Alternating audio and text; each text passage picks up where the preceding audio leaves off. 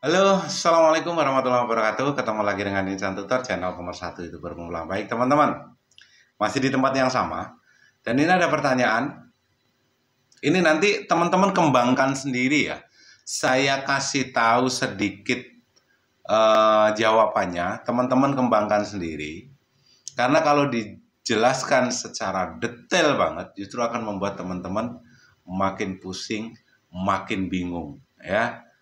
Karena bahasanya nanti akan terlalu tinggi yang tidak semua orang bisa memahami. Jadi gini, Bang, kenapa setelah monetisasi atau setelah diterima menjadi program partner YouTube, iklannya justru tidak ada. Kalaupun ada iklan, itu jarang-jarang. Sedangkan sebelum diterima menjadi program partner YouTube, iklannya lancar. Kan banyak tuh ya kan, yang saat ini belum monet, iklannya lancar. Buka video langsung iklan. Kadang-kadang kalau iklannya dibiarkan, iklan lagi, 2 iklan, di tengah iklan lagi. Intinya kalau video, kalau algoritmanya itu sudah terbentuk, atau penontonnya sudah mulai ada penonton, dan sinyal YouTube memberikan, menangkap sinyal yang cukup bahwasannya video ini bagus dan banyak ditonton, iklanmu juga bakalan muncul. Dan itu jumlahnya banyak sebelum monet. Tapi setelah monet atau diterima menjadi program partner YouTube, video yang sama justru kadang-kadang iklannya cuma 1. Kenapa ini bisa terjadi?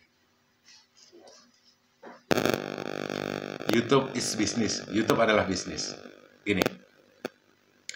Sebelum diterima menjadi program partner YouTube, ada iklan, teman-teman bagian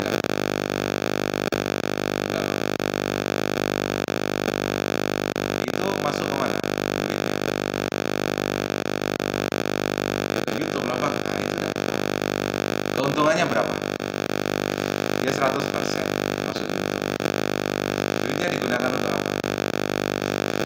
Kalau video panjang, itu kan sudah jelas ya. Ada iklan, CPM-nya berapa, per 1000 tayang, itu berapa yang harus dibayar jelas. Setelah monet. Tapi sebelum monet, 100% iklannya masuk ke YouTube. Digunakan untuk apa? YouTube mau rugi nggak? Dulu ada pendanaan shot segala macam kan? Sebenarnya kalau sesama kreator tuh saling bantai-membantai, sebenarnya ya itu adalah goblok yang hakiki aja. Ya kalau mungkin Insan Tutor merasa terserempet dan itu sikat balik, ya itu salah dia sendiri aja sebenarnya. Sebenarnya secara moral, secara moral, sebenarnya nggak boleh karena saling mendukung. Kenapa kok saling mendukung, Bang? Sebelum diterima menjadi program partner YouTube, ada iklan, dimakan YouTube. Setelah itu duitnya digunakan untuk apa? Pendanaan shot segala macam, itu urusan Google lah. Ya, urusan YouTube lah. Itu bukan ranah kita. Terserah mau digunakan untuk apa. Mau digunakan untuk apa terserah. Yang pertama.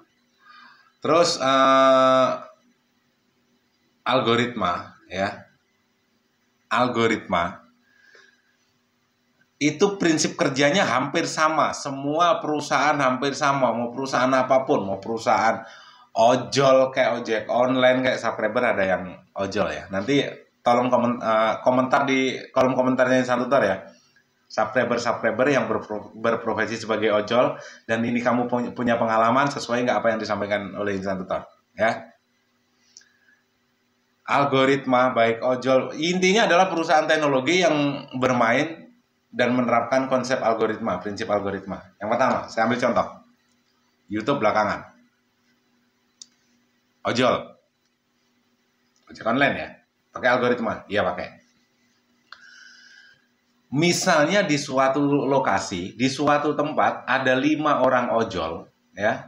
Di situ HP-nya sama atau bahkan speknya lebih tinggi. HP-nya kan beda-beda, anggap aja sama. Walaupun ada yang speknya lebih tinggi segala macam. Di situ ada berkumpul 5 orang untuk nunggu orderan. Kenapa yang 3 orang ini gacor, yang 2 orang ini melempem? Padahal yang 2 orang ini spek HP-nya sama atau bahkan lebih tinggi. Kenapa bisa seperti itu? Ya. Karena Alasan yang pertama, yang 3 orang ini aktif, terbaca oleh sistem algoritma aktif. Artinya kenapa? Waktunya berangkat, order tidak pernah di-cancel, didukung dengan sinyal-sinyal yang diterima oleh algoritma ojol tersebut, bahwasanya termasuk kepuasan pelanggan, cara balas komentar, mohon tunggu di tempat ya, dan segala macam itu direspon dengan baik, sesuai dengan aplikasi ya. Kadang-kadang lebih diutamakan yang ngetik segala macam, sesuai pesanan Kak, segala macam. Itu kan sinyal-sinyal yang diterima oleh algoritma untuk dijadikan apa? Patokan bahwasanya ojol tersebut adalah ojol yang bagus sesuai dengan SOP yang sudah diterapkan. Ya. Termasuk apa? Tidak pernah cancel orderan, kepuasan pelanggan. Yang 3 orang ini memenuhi syarat. Sedangkan yang 2 orang ini kadang berangkat, kadang enggak. Ya. Mapnya, Google Mapnya juga tidak diperbarui. Kenapa? Apa hubungannya Bang? Google Map itu kalau nggak diperbarui, biasanya titiknya di sini, jemputnya di gang sebelah. Ya, kadang-kadang suruh jemput di gang ini, kadang-kadang masuknya gang kuburan, bukan gang ini. Kenapa? Google Mapnya ngaco, termasuk di situ. Ya, jadi yang 3 ini gacor, yang kedua ini melempem ya, karena sebenarnya kesalahan yang tidak disadari yang kadang-kadang dianggap biasa saja ya. Kadang-kadang pelanggan ngechat dia sesuai dengan aplikasi ya, nggak dijawab, atau mungkin Bang nggak ada komunikasi saat mungkin obrolan pertama kali ya, saat menerima orderan nggak ada aplikasi, pokoknya terima orderan langsung berangkat, tiba-tiba nongol aja di depan pintu. Ya, kalau udah di depan pintu baru teriak-teriak. Padahal sambutan pertama ini sangat penting. Termasuk apa ya, kalau di YouTube like, komen, dan subscribe. Atau mungkin kolom komentar, jempol, segala macam. Itu penting kan? Penting. Makanya yang 3 ini gacor luar biasa, yang 2 melempem. Sebenarnya kesalahannya di mana? Kesalahannya di yang 2 ini, tapi tidak pernah menyadari ya. Makanya ada YouTuber yang suksesnya cepat karena aktif, sama dengan yang 3 ini. Yang 2 ini melempem ya, karena sebenarnya kesalahan dia yang tidak pernah kita sadari. Biasanya orang-orang ini adalah orang-orang yang egois, suka-suka. Ojol ngojek hanya dilakukan saat apa? Saat nggak ada kerjaan. Tapi yang 3 ini kan aktif, memang profitnya sebagai ojol. Biasanya algoritmanya lebih ke sana. Ya. Algoritmanya lebih ke sana. Karena sekali lagi, ojol juga butuh pemasukan. Itu bisnis. Jadi algoritma akan berpihak ke yang menguntungkan perusahaan, ya. Sudah bisa diterima ya, sama dengan YouTube juga seperti itu. Terus perusahaan apa lagi? TikTok. Dulu yang gampang FYP apa? Pokoknya aktif di TikTok, aktif aja di TikTok. Aktif, upload video, interaksi bagus, FYP dah. Ya, kalau di TikTok. Sekarang yang sering nongol di beranda TikTokmu apa? Yang jualan online. Nongol aja di berandamu. Walaupun kalian kadang-kadang belum kalian jadikan pertemanan, ya. Belum kalian jadikan pengikut. Belum kalian like juga. Nongol aja di berandamu. Kenapa? Karena konten kreator atau TikToker tersebut sering live dan menghasilkan banyak cuan. Untuk siapa? Untuk TikTok juga.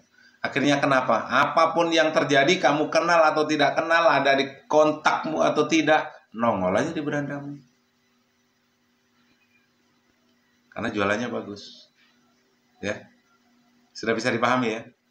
Tetap berpihak kepada yang berbayar. Bukan yang berbayar ya, yang menguntungkan. Yang menguntungkan. Yang menguntungkan perusahaan ya, bukan menguntungkan pribadi ya. Kalau berbayar ke yang menguntungkan pribadi ya kebangetan kalian mau. Tuh. Terus di YouTube, kenapa Bang? Ya itu tadi, alasannya kembangkan sendiri. Yang tadinya kalian belum monet, iklannya itu lancar, setelah monet justru kembang kempis. Kembang kempis. Karena apa? Ya yang lebih menguntungkan kan mereka. Sebenarnya YouTube lebih berpihak ke kreator pemula itu ya iya sebenarnya. Cuma teman-teman nggak sadar dan nggak mau memanfaatkan itu gitu loh. Sekarang bikin video untuk cepat mendapatkan view itu lebih gampang loh, Bos. Lebih gampang loh sebenarnya kalau teman-teman mau didukung dengan iklan itu. Didukung dengan iklan. Yang penting di pertama itu sinyal-sinyal yang diterima oleh sistem algoritma itu cukup, langsung ya, langsung. Ditambah kenapa kok fitur super chat, super thanks segala macam itu tiba-tiba muncul aja? Apakah untuk menyaingi TikTok? Ya semuanya sudah dimainkan kan, sudah dimainkan kan. Sama YouTube juga sudah dimainkan.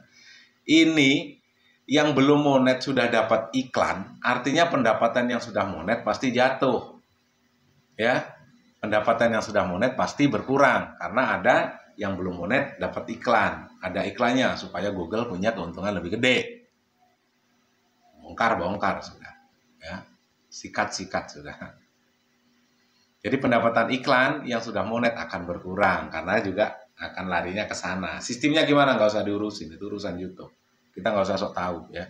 Pikirkan apa yang menjadi yang harus kita lakukan dan kerjakan apa yang harus kita kerjakan. Yang tidak seharusnya dipikir nggak usah dipikir. Ya. Makanya ada fitur super thank. Super thank itu apa? Kita dipaksa ya. YouTube juga nggak mau tahu. Yang penting YouTube dapat untung, selesai. Semuanya diserahkan ke kreator lagi. Muncul fitur super thank. Gunanya untuk apa?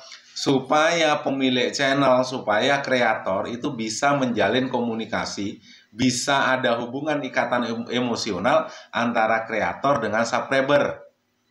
Itu diserahkan ke kreator sendiri. Yang sebelumnya, sebelum ada super thank, suka-suka. Kreatornya ya suka-suka kreatornya. Mau ada komen dibales, bodoh amat, enggak bodoh amat. Yang penting tiap hari bikin video bagus, thumbnail bagus, video sesempurna mungkin, judul dibikin bagus, deskripsi oke, sampai 5.000 diisi semua, tag, hashtag semuanya diisi lengkap, serahkan ke YouTube, jedat. Yang terjadi apa? Tidak pernah memikirkan subscribernya. Yang terjadi apa? Sekarang pada merongos. Terus kadang kalau sudah merongos seperti itu, ya sudah, akhirnya kebingungan. Gak ada kerjaan lain kecuali ngantam kreator pemula yang mau berkembang supaya ada konten aja. Insan tutor sikat ini sikat. Nah, padahal yang menyikat juga channel-channelnya dia juga. Tapi kan nggak mau dengan channel utama. Sikat insan tutor. Pokoknya yang berbau oplos video, bantai segala macam. Pakai akun fake. Padahal ya dia juga, tim-timnya dia juga. Nggak tahu yang dilawan. Dia mau belajar jadi ular. Dia mau belajar jadi ular. Tenang aja, pura-pura bodoh itu memang asik loh. Ya. Baru belajar jadi ular. Insan tutor udah 5 kali ganti kulit. Salah lawan. Jadi sebenarnya itu yang terjadi ya. Itu yang terjadi. Makanya ada fitur super thank, super chat. Supaya apa? Supaya kreator lebih cerdas lagi ya. Itu loh subscribermu itu. Ayo bina hubungan emosional dengan subscribermu. Diserahkan juga ke kreator. Artinya kecerdikan kreator dipertaruhkan, kepandaian kreator dipertaruhkan. Nah, terus dari super thank dapat YouTube kaya juga. Nggak ada yang mau rugi. Dapat super thank 100.000, yang diterima kreator 70, yang 30 YouTube. Cuma nyediakan robot aja, sini 30%. Enak ya, enak. Padahal nggak enak juga. Orang jadi kreator yang tanpa modal aja nggak enak, masih ngeluh. Apalagi yang YouTube di awalnya juga yang keluar modal untuk menjadi memasang platform YouTube, maintenance segala macam butuh biaya banyak. Tapi yang jelas roda berputar, itu aja. Silakan dikembangkan sendiri. Mudah-mudahan teman-teman makin cerdas ya. Belajar di Insan Tutor sama-sama belajar makin cerdas. Belajar di tempat lain juga seharusnya makin cerdas. Belajar dimanapun, kumpulkan supaya teman-teman lebih cerdas lagi. Belajar boleh dimanapun ya. Makin banyak belajar seharusnya makin cerdas. Makin banyak belajar ternyata makin bingung, satu hal ya. Kalau makin banyak belajar, makin banyak ilmu yang kamu lakukan, justru membuat kamu makin bingung. Saran saya cuma satu, ya. Buka puasamu hari ini, ambil air, ambil makan, setelah makan ambil tali, ngapa? Gantung diri, ngapa? Manusia sampah. Makin belajar di tempat orang seharusnya makin pinter, kenapa makin goblok? Buat apa hidup, ya? Semoga bermanfaat. Wabillahi taufiq wal hidayah. Assalamualaikum warahmatullahi wabarakatuh. Sukses selalu dan salam berkeluarga.